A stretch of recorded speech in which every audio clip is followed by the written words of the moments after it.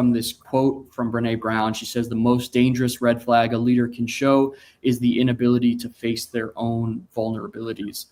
And in this chapter, in chapter 10, you talk about the idea of there being different flags of evaluating kind of the spectrum of empathy that a leader might have.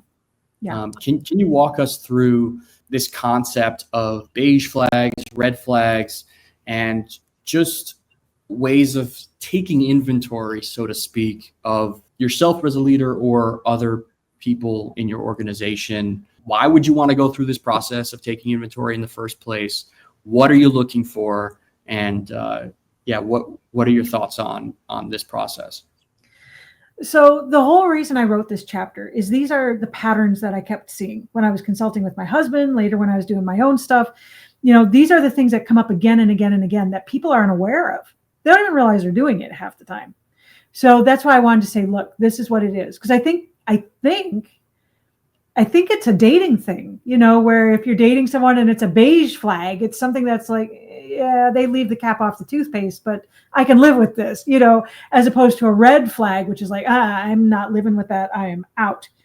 And it's the same kind of thing. It's still a relationship. So if you're in an employment relationship and you're like, yeah, I don't love the way they run meetings, but I can live with it, because they mean well and they can maybe learn, as opposed to a red flag where it's like, there's no way, because this is not going to get better and I'm going to get squashed. So it kind of goes back to with the job, with the professorship, there were a bunch of red flags in the beginning that I ignored, and because I wanted it too bad.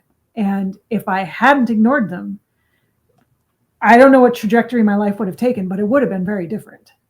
So, these are the patterns that I kept seeing over and over again. Like, one for me is the way people use their verbiage, right? If you've got someone and they tend to, if you talk and you tell them something they don't want to hear, they start talking over you, but yet they can stop later and say, I'm sorry, I really shouldn't have done that. That was actually kind of rude. Let's take a step back and let me hear what you have to say. Or like you were saying earlier, maybe there's an outburst, but later they can say, look, I'm sorry. This was pushing my buttons. This was not the right way to respond. Let's try this again. That's a beige flag. Okay, yeah, that tells me they're not a great communicator, but they're aware of it and they're trying. And that's cool.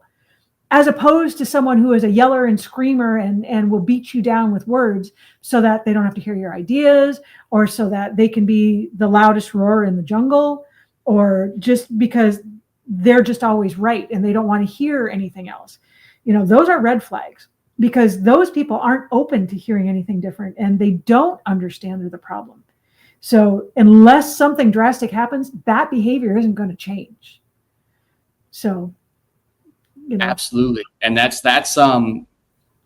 can be difficult to see, because I can imagine people are going to go through this chapter and they're going to take inventory of some of these flags, and there's going to be clarity of the people that they're working with, and maybe even for themselves, wow, I really could have taken more accountability in that moment.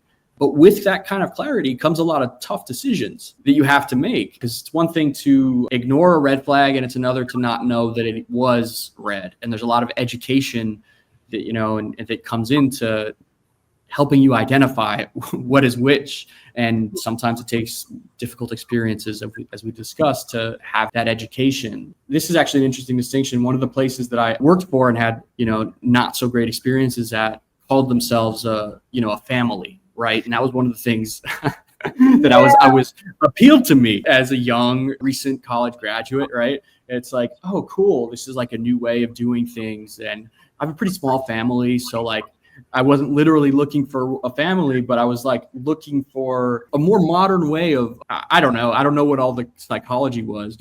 Can you speak to that? Because that knowing what I know now, that's a big red flag in hindsight. Yes. And it's actually, I'm sure you already know this. I'm sure my audience does too, but that it's actually become a joke, right? Mm-hmm. Yeah. We're like a family. Oh, like the Manson family? Yeah. Whose family? So it's kind of reached that point. And unfortunately, some organizations haven't figured this out yet, that when you tell people, oh, we're like family. Oh yeah. Cause I moved out of my family for a reason. Are you sure this is what you want to do? So I don't know that that in and of itself is a red flag, although it's definitely a flag of obliviousness within the current climate, which speaks to other things that, if people are that oblivious to what's going on and what's happening in the current climate and within organizations and within the younger generations, that might speak more to the greater organization. And, that's something to think about. But I think something that I do talk about in the book a lot is that words are fantastic, but actions are where it's at.